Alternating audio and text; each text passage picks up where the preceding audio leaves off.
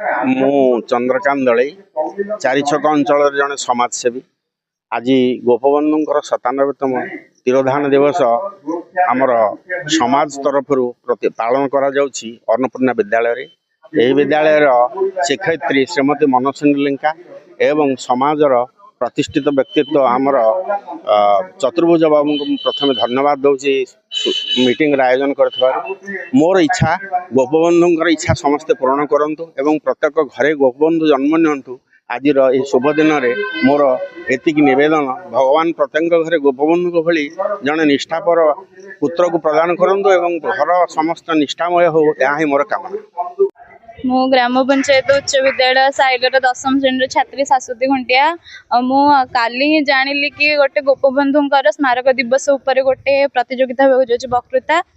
तो मुझे काली राति गोटे जाए प्रैक्टिस करी कि यापाई कि मो निज मनरे लिखी सब जीवनी मानक नहीं आउ मुझे सफल होती केवल मो मामा।